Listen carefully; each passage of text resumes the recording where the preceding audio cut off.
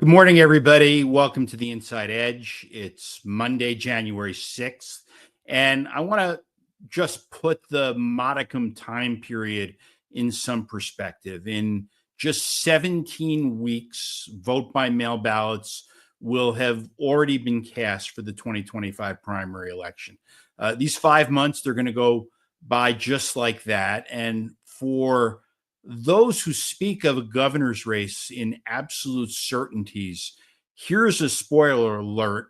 Nobody knows what the next 5 months will bring. There's six candidates in the Democratic race: Raz Baraka, Steve Fulop, Josh Gottheimer, Mikey Sherrill, Sean Spiller, and Steve Sweeney. I don't see the field growing, but it's not likely to shrink anytime soon. All six are viable candidates. All six have a path to win the Democratic primary, but to be clear, some have a more narrow path than others. This is a very different kind of primary than what we've seen in recent cycles. It's reasonably certain that the county organization lines will be gone. They'll be replaced by office block ballots. We've had lineless primaries before, not since the 1980s and 1990s, but we've never had a primary without lines and without newspapers. So here's what that means. Candidates can't rely on free media. If voters are to know that there's a primary on June 10th, then it's going to be up to the candidates to tell them. And it's going to be up to the candidates to teach them their names and to convince them who and who not to vote for.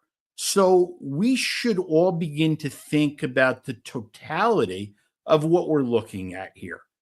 All six Democratic candidates will probably reach the full match, and that comes with a spending cap of $8.7 million for each campaign. I'll save you the trouble of doing the math in your head. That's $52.2 million.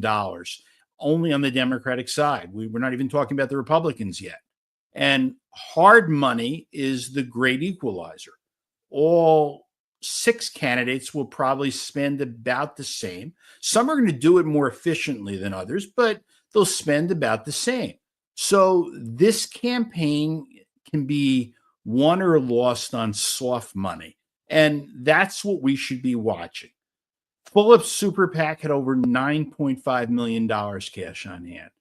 Cheryl raised $1.7 million. She's just getting started. Sean Spiller, through the New Jersey Education Association, is already spending heavily. His numbers can surpass some of the others. The building trades unions can back Steve Sweeney with seven-figure checks. And then there's Josh Gottheimer, and he's the human fundraising machine.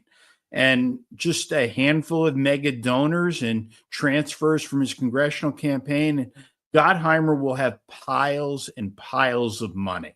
So in totality, the race for the Democratic nomination could easily hit a price tag of $75 million to $100 million. Super PACs are going to determine who the Democratic nominee will be. And we won't know what that really means for this race until we know how much soft money each candidate procures. Then we'll have a better idea of who will win the Democratic nomination. That's all I have for this morning. I'll be back tomorrow, and thanks for listening.